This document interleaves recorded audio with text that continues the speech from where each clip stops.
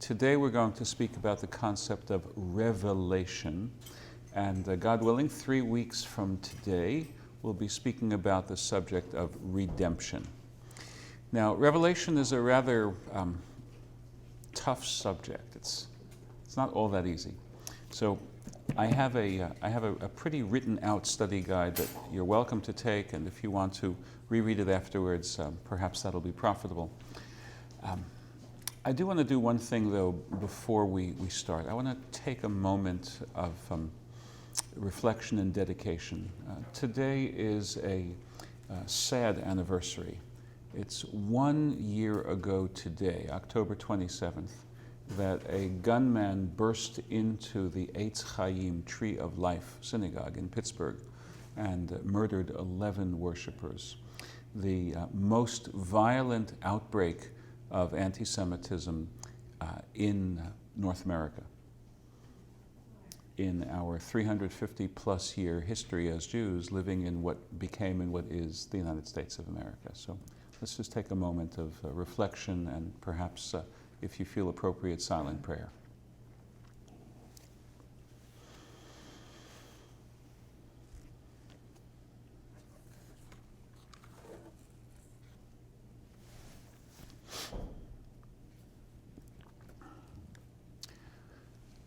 In Judaism, when we think of the deceased, we often finish with the three-word prayer, Yehi Zichram Baruch, may their memory endure as a blessing. Amen. Friends, I also want to give you one or two little advertisements. On Tuesday mornings, I teach a religious studies class before a group of adults. It's at Temple Israel, 7255 Granby Street. We're starting a new course this coming Tuesday, and it's called Englishing the Bible, from King James to Robert Alter, who's one of the contemporary, very, very fine translators. The impetus for that is the other thing I want to tell you. I was invited by the librarian at Regent University to give a talk on the Bible translation of Robert Alter. So I will be doing that on Tuesday afternoon, November 5th at Regent University. I believe it's at the library, but I'm not 100% sure of that. But in the course of this week, I'll get the venue and the exact time. So if you call my synagogue office, we'll have the answer for you. That's 489-4550. Regent is Tuesday after. I know it's the afternoon. I'm not sure if it's 2 p.m. or 3 p.m. Tuesday, November 5th. I also want to show you a book written by a professor of mine, now deceased, a very, very fine thinker, professor of Jewish theology at the Jewish Theological Seminary. Good place to be a professor of Jewish theology, I would think. His name was Neil Gilman, and his book is called Sacred Fragments, Recovering Theology for the Modern Jew. Very, very lucid and sane presentation. Okay. You know what a Rorschach inkblot is? In some ways, the concept of revelation is like that. Ask two people to talk about it, and you may learn an awful lot about their own makeup. Where do they come from? What has formed them? In particular, what are their default assumptions? What truths do they hold to be self-evident? And when you listen to two people speaking about revelation, you'll think you've heard them discussing two very, very different concepts. Because in fact, something about this discussion almost compels people to approach it from the meaningful depths of their subjectivity. So you may or may not hear in the course of our 3-week mini-mester devoted to the subject of Revelation, you may not hear the same talk twice. It's just that one is Christian and one is Jewish. You may hear a very different kind of talk, and I want to say at the outset, that's okay. That's perfectly okay.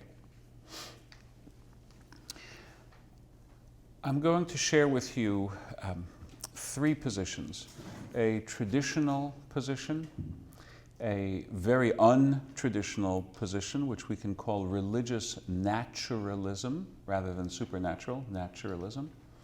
And then I'm going to share with you three versions of a middle ground position.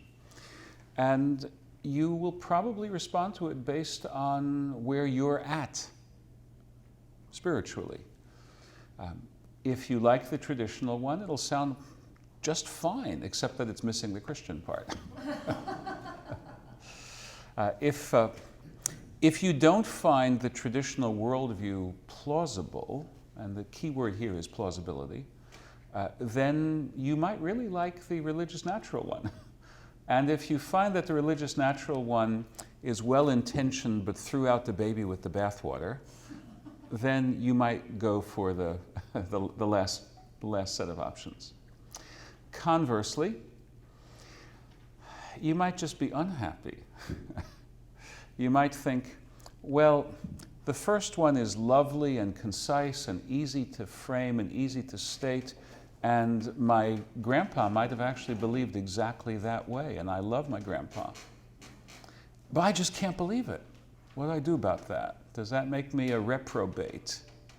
Am I going to go to hell if I can't believe what my grandpa believed? You might have that. You might feel about the second of the options I'm going to share with you. Gee, that's all very nice and scientific, and it sounds just like John Dewey, and I like reading John Dewey, and it sounds like science, and I like science, but why would I actually stake my life on the religious enterprise based on that? And the third one, you might really like it and say, well, the golden mean, that's always a great thing. Or you might say, halfway between Beethoven and the Beatles probably doesn't sound so good. So, and these, again, are subjective responses. So I want to say that I don't own your response, but feel free to own it.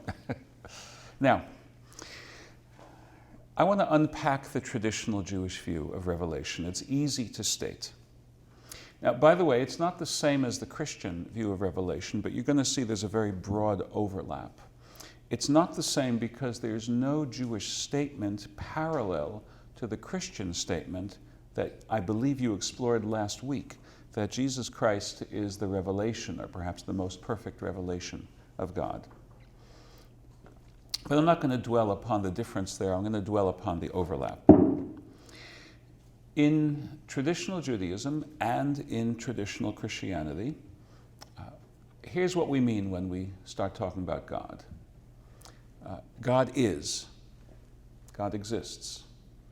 God may be fruitfully thought of as an agent, a person. I'm not going to get into three persons or one person or three in one, but a personal God, as opposed to a Star Wars God, right? When you say,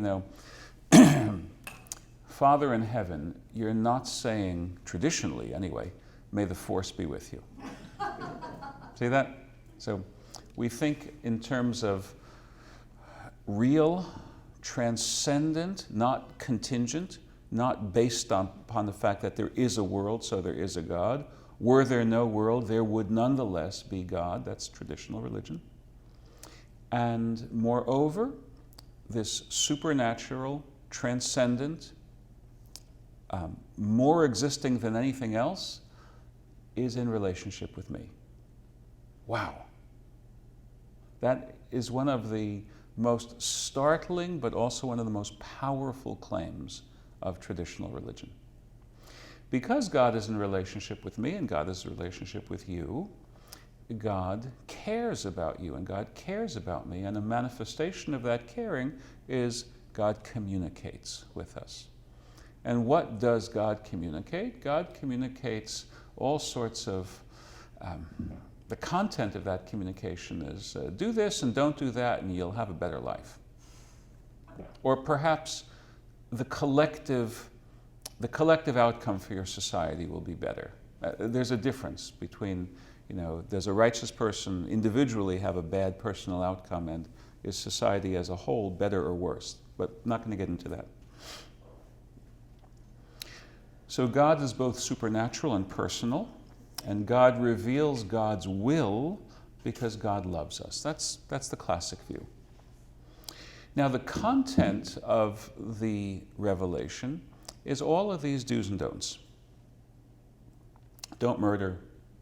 Don't violate other couples' marital vows. Don't take other people's stuff. Don't perjure yourself. Right? All those don'ts. And all these do's as well. Do love your neighbor as yourself. Do show solicitude for animals, who, after all, just like you, are God's creations.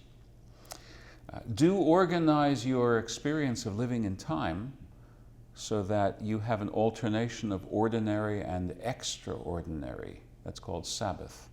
Do that. Lots of do's and don'ts.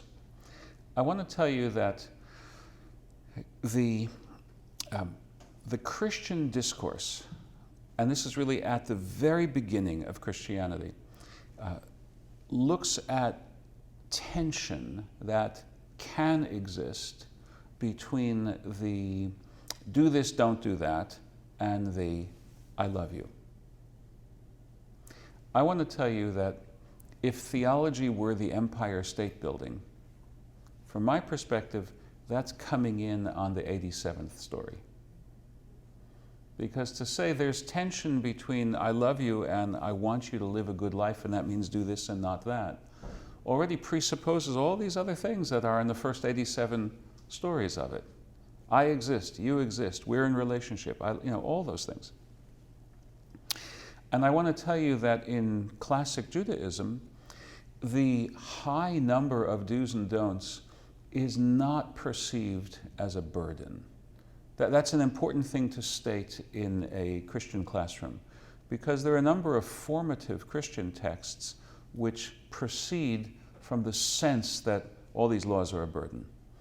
And that's not the way traditional Jews feel about it. I'm very much in love. I don't feel it's a burden to help my wife when I do my share of the housework, nor that it's a burden when she helps me with her share of what conventionally we've done. The only thing that would be a real burden for me to do is the insurance paperwork, because I'm bad at it and she's very good at it. So that's just a rational decision. Let the person who's good at something do that. But it's not a burden to undertake to invest your energies to show appreciation and give meaningful help for someone that you care about. That's a joy, actually. So Jews feel that way about the commandments, not perceived as a burden. So now I'm going to use an idiom, a slang phrase, the business end. The business end of Revelation in this classic understanding is all these norms of conduct. But that doesn't exhaust the concept of Revelation, because if you look at the Bible, you see that it's not simply a list of do's and don'ts, it's also a narrative framework. The narrative framework and the do's and don'ts come together at chapter 19 and 20 of the book of Exodus. There's a whole story that leads up to this. Actually, it's a set of stories, and together it makes up what we may call a master story. God made the world. God made people. Here's the early history of people. Here's the early history of one group within the family of humans, the Israelites. They had a tough time. They perceived that their deliverance came by the agency of God and couldn't be satisfactorily explained in any other way. They leave slavery. They're out in the wilderness. They don't simply go to hot tuna. They go to Mount Sinai. In other words, it's not just about partying because we're free.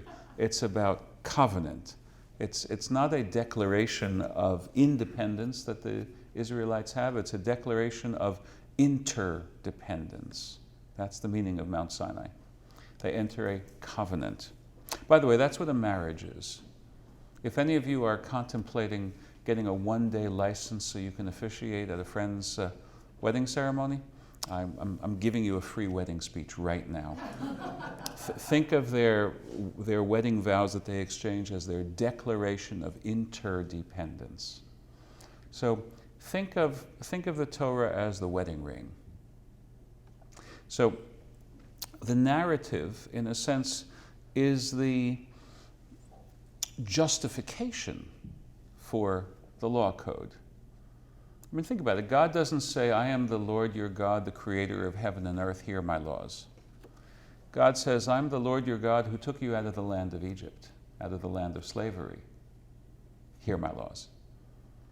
In the legalese, we'd say God is establishing standing, right? I have standing to legislate for you because, but for me, you'd be living under Pharaoh's laws. How's that working out for you, Dr. Phil would say. So we have a narrative context for the normative or legalistic content of Revelation, and that's Revelation 2. The classic expression in the Jewish theologian Maimonides is, every word of the Torah is divinely revealed, and every word is important, even, and he gives what you might think is the most obscure reference, quote, and the concubine of Nahor was named Re'umah. I don't think you've ever heard a sermon based on that. The concubine of Nahor was named Re'umah. Although I want to tell you, Professor Gilman put me in my place once. I was a hotshot entering seminary. He was the dean of the rabbinical school at that time. And I was showing him my transcript from my undergraduate work, hoping to get placed out of this class and out of that class. I knew I wanted to submatriculate. I wanted to get a PhD in history, so I had to get a lot of courses out of the way first. So he said to me, basically, okay, hotshot. He said, so do you know who was Re'umah? And I did not. And I didn't understand why he was doing anything other than just, pulling a trivia game on me until I studied Maimonides and I realized that there was something deeper in what he was saying. Okay, now, that's not all. As we saw last semester, rabbinic Judaism, as opposed to, let's say, the Sadducee sect of Judaism from the Second Temple era, rabbinic Judaism claims that that's not all of Revelation. There's more to Revelation.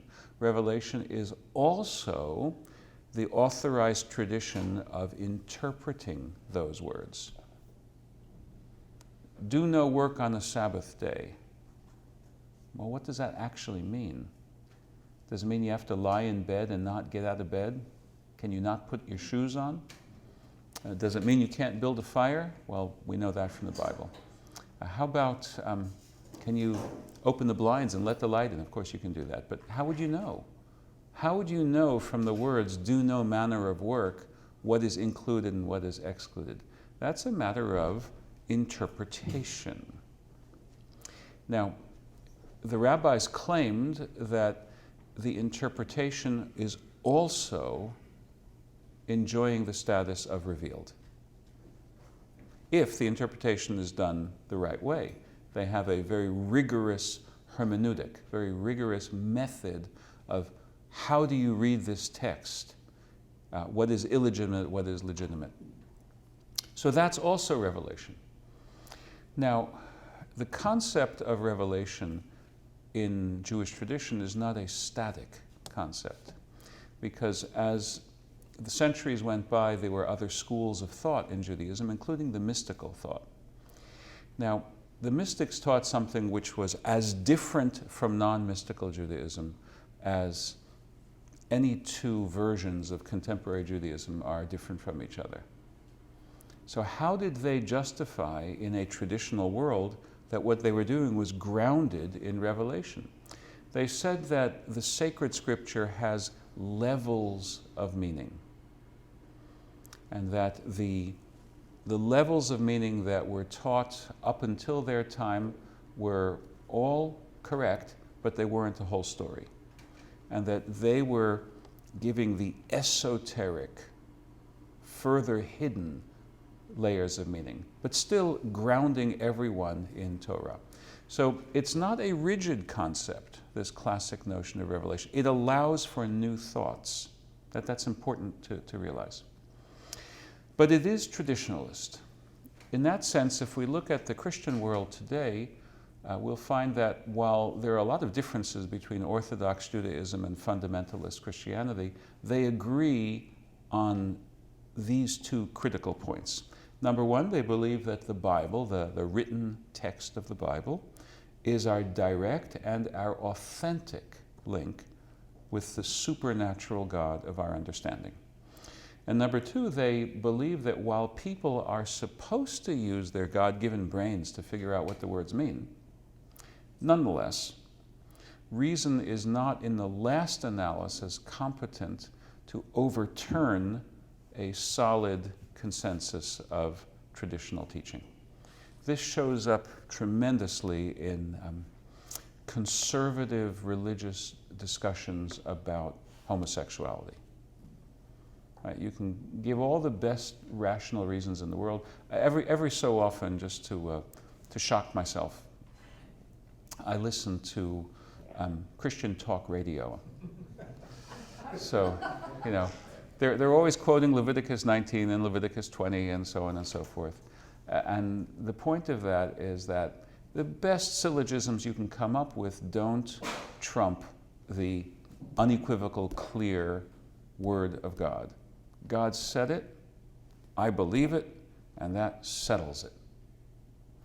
I, a non-fundamentalist, can go on and on and on about how, okay, I believe it. What leads you to believe it? What assumptions are you privileging and what assumptions are you challenging when you say, I believe it? But that's not going to work for them. And besides, it doesn't fit on a bumper sticker. Nuanced thought often doesn't. This view that I've just outlined, I did it cheekily, but not disrespectfully, believe me. This view was the consensus of Jewish opinion for over a millennium and a half until the 18th century Enlightenment, and it continues to be held in Orthodox Jewish circles today. If all modern Jews felt this view of revelation to be plausible, there wouldn't be any radically different understandings of the concept. But here's the rub. Plausibility. Plausibility is a key concept for understanding why people who are religious are different from their grandparents who were religious. We find it plausible that normally invisible microbes cause illness. We don't find it plausible that witches living in Pungo cause illness. We find it plausible that completely invisible quarks and atoms are the ultimate building blocks of physical reality. Most of us in this room find it plausible that over time, accumulating variations in genetics account for the separation of populations, and if you add geographical separation to that, they'll produce a new species. People in earlier eras had different default assumptions. Therefore, what they found to be plausible was quite different. I'm going to give you a case from religious history here. The beginning of the 30 Years' War, the famous or infamous defenestration of Prague. Did you ever hear about this? Two Catholic Church hierarchs went to seize a church in Prague, which had been taken over by the Protestants. The angry mob chased them to the top of the steeple and pushed them out the window, hence defenestration. Later on, Masaryk, the Prime Minister of Free Czechoslovakia, was given the same treatment by the communists. Masaryk did not survive, but the two church officials survived. Now here, the religious chroniclers disagree. The Roman Catholic chroniclers said that the Most Blessed Virgin extended her arms from heaven and caught them on the way down so that they landed gently. Well, first of all, what a lovely thought. The Protestant chroniclers were having nothing of it. They said, no, the truth is they were fortunate in that they landed in a very thick pile of manure. Now, when I teach the concept of secularization, I ask my college students, who votes for the Virgin Mary? Who votes for the pile of manure? And it turns out, I've done this experiment many, many times. It turns out that people who are happy, affiliated Roman Catholics today, they don't vote for the Virgin Mary.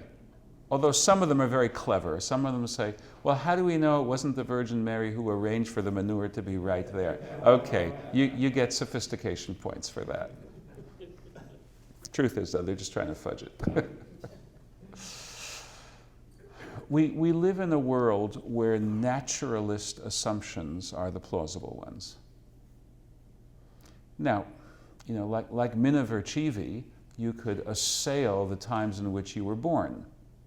Or you could live in those times, and if you're a religious person, you could try to live your religious life within the vocabulary and within the default assumptions of the times in which you live. I'll give you one other example. Who has read it's a beautiful and lyrical and haunting and sad novella by Thornton Wilder called The Bridge of San Luis Rey?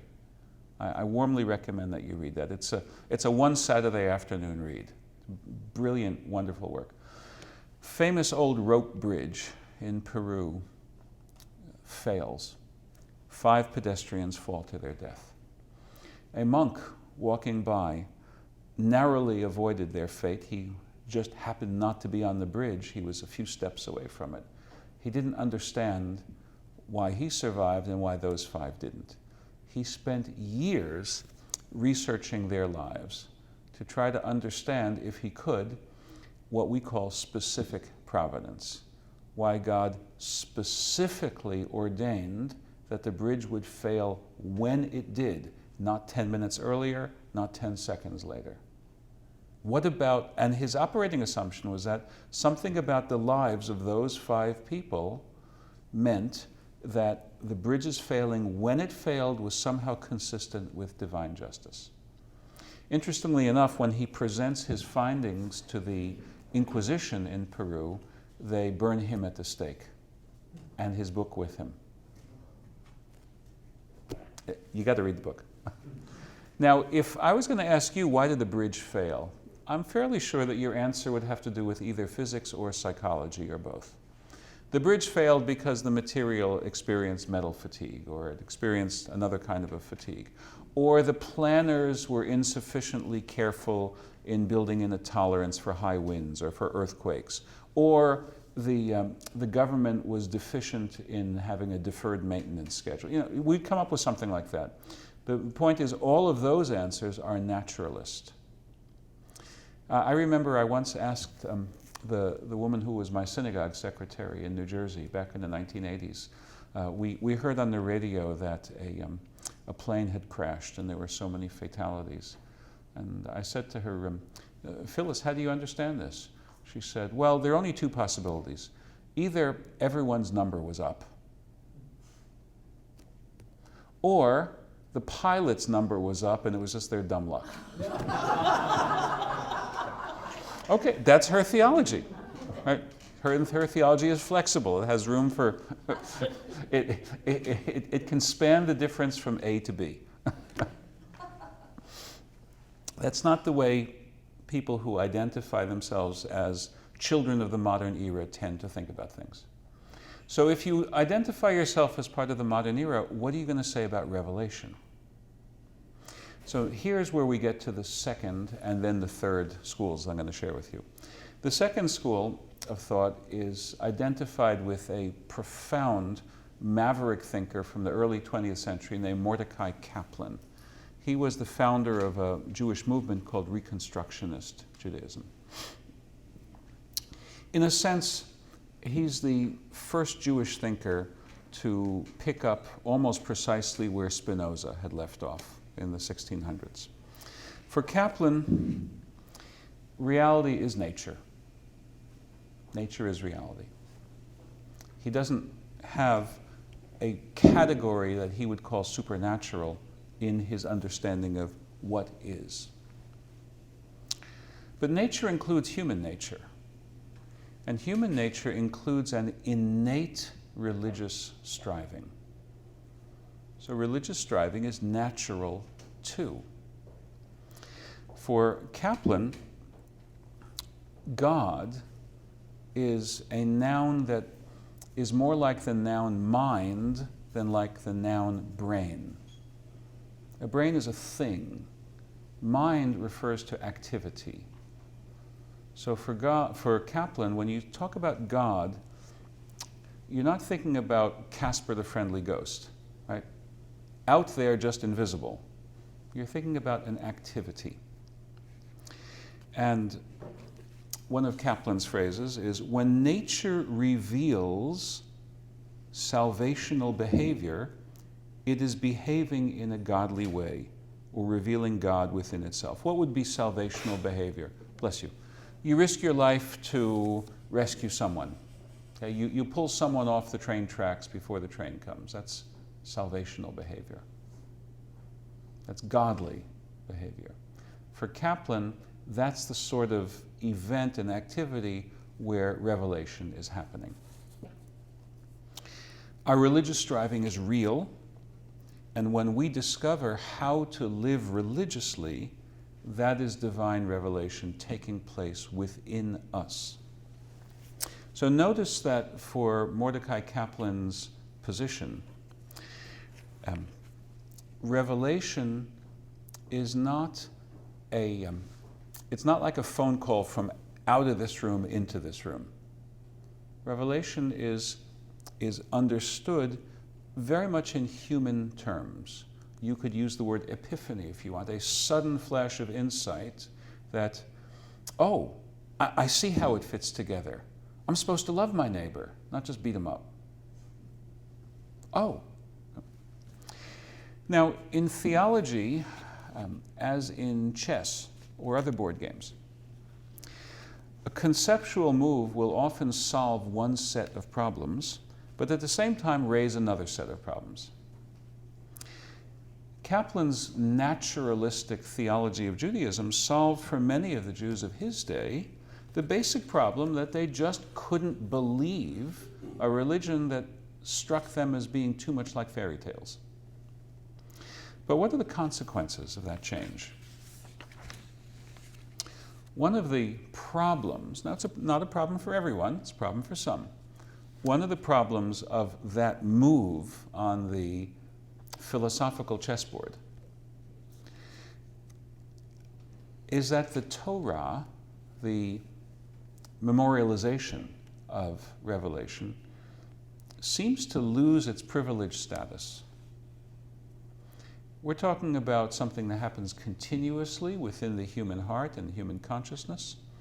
So there are all sorts of revelations, small and large, and the Torah is a milestone, perhaps. So is Homer, so is Hesiod, right? So is the Tibetan Book of the Dead. What's the privileged status of the Torah? Maybe there isn't one, and maybe you're all right with that. But there were many Jews who felt, no, we've taken away too much in this redefinition of revelation. So I'm going to conclude with 3 different articulations of a middle position regarding what is revelation.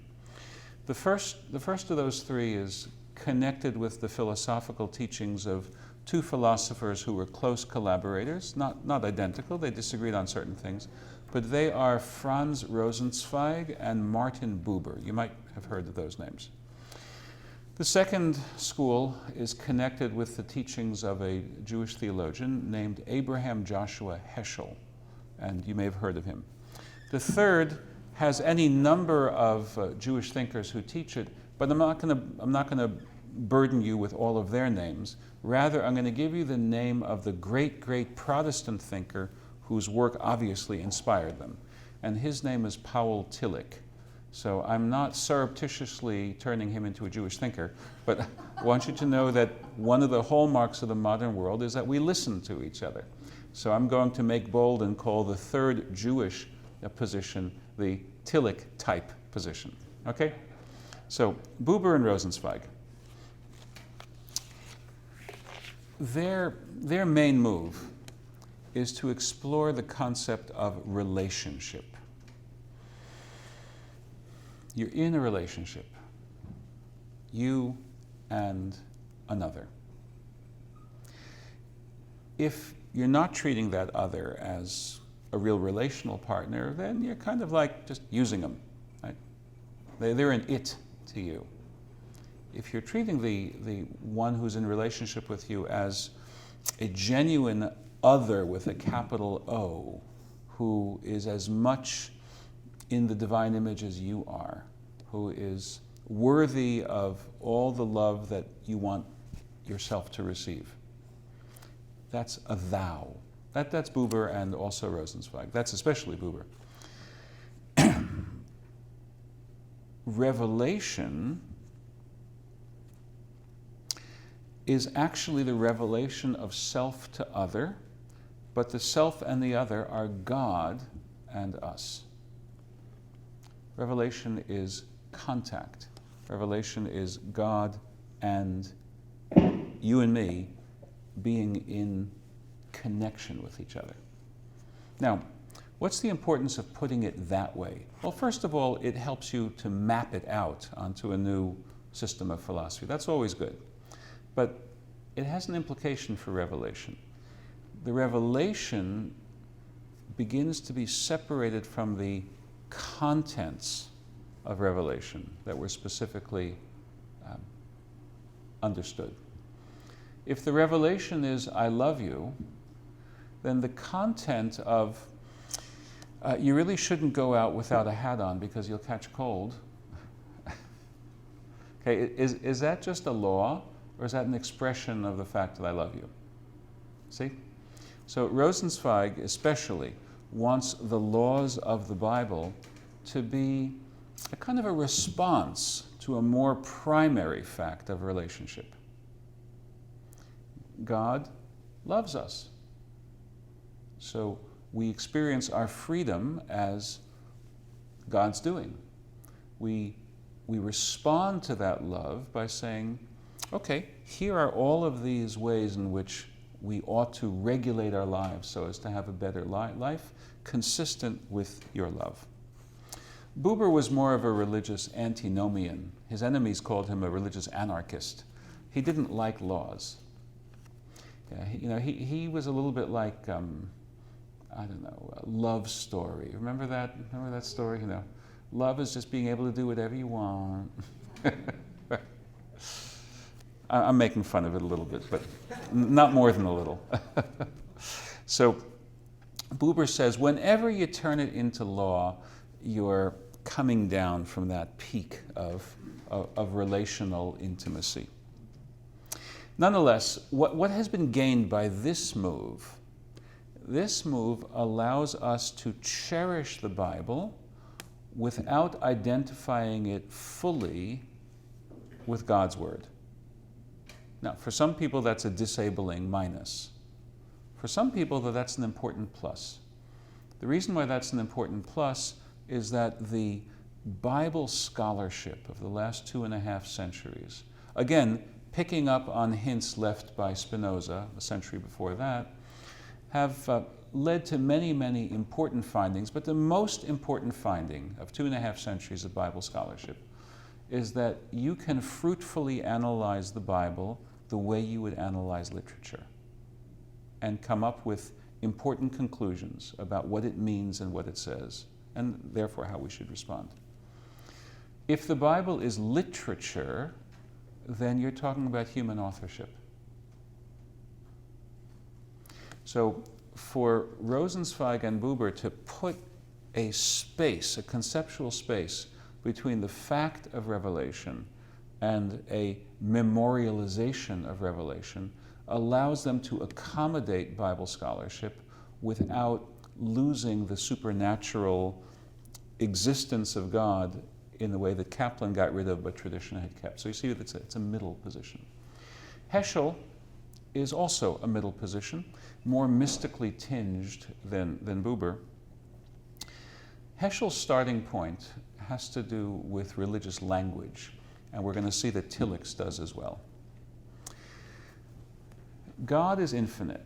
God is transcendent. We are not. Language is our human tool for trying to capture the divine.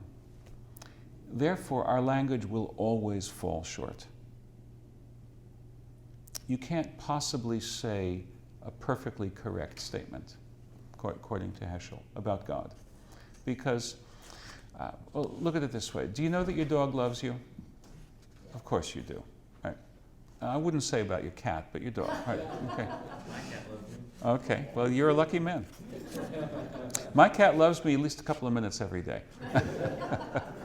It's usually connected with hunger.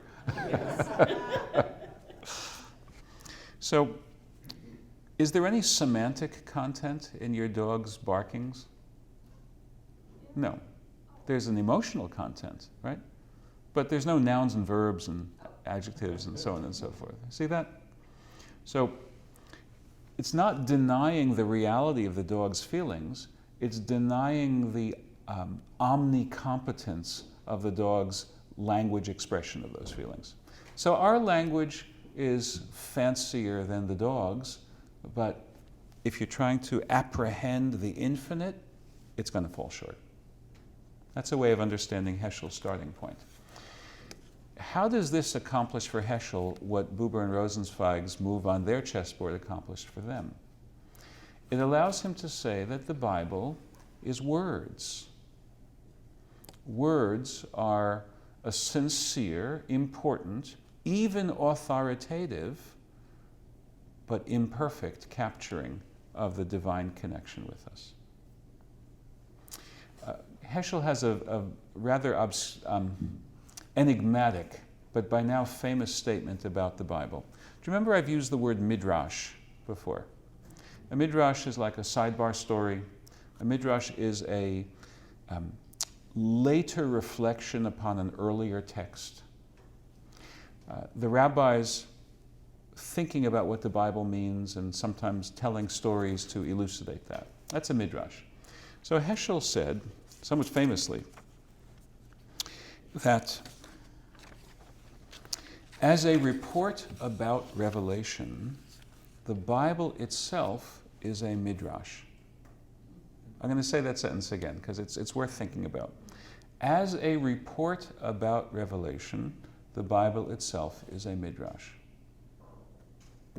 He didn't want to say so in so many words for political reasons, but what he's saying is that the fundamentalists are wrong, and at least the religiously oriented ones of the Bible critics are right, that the Bible has a human hand in it, but it's a human hand guided by religious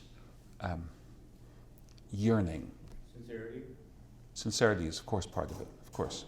The Bible is many things, but it's never insincere. Guided not by God. Well, it depends what you mean. As far as they know, they are. You see, the Bible is the religiously motivated, if you want, you could use the word inspired, religiously motivated response to the encounter of God in us.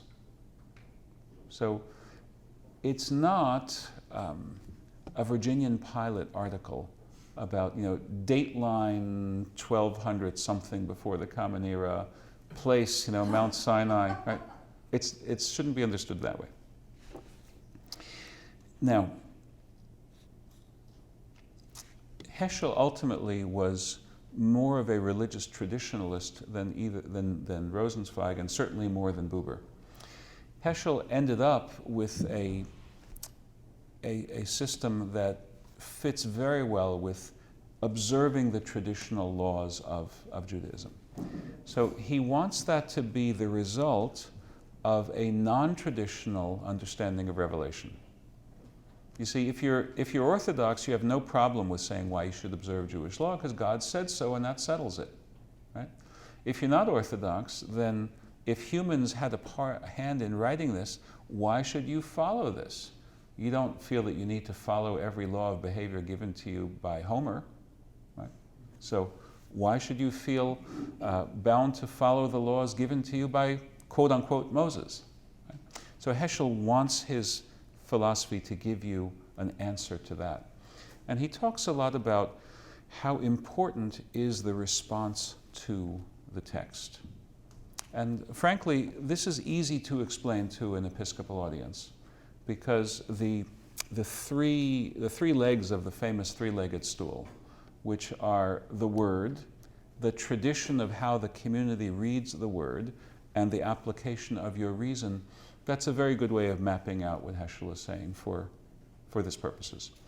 Now, the last figure I want to talk about is a great Protestant theologian from, again, the 1920s through 1960s, about the same time as Buber and Rosenzweig and Heschel. Rosenzweig died young, unfortunately. He died of ALS at a very early age.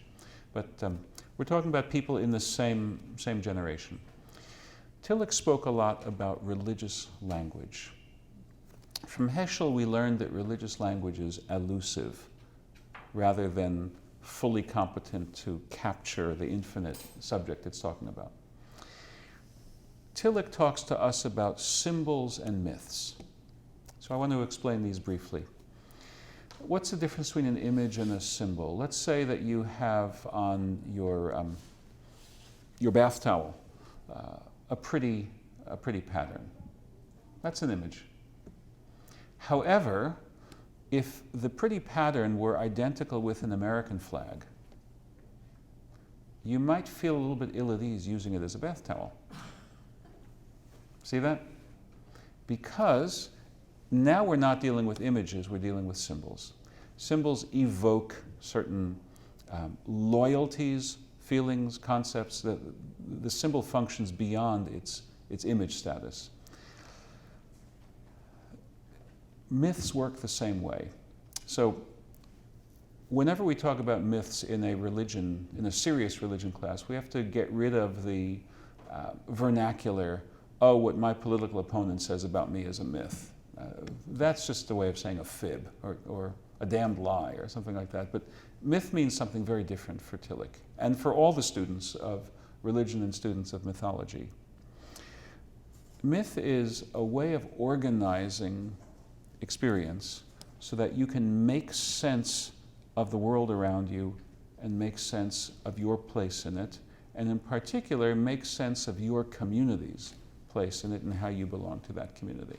We have American myths. Every people has its foundational mythology. That's part of being human because we are so constructed as to respond to narrative, respond to story.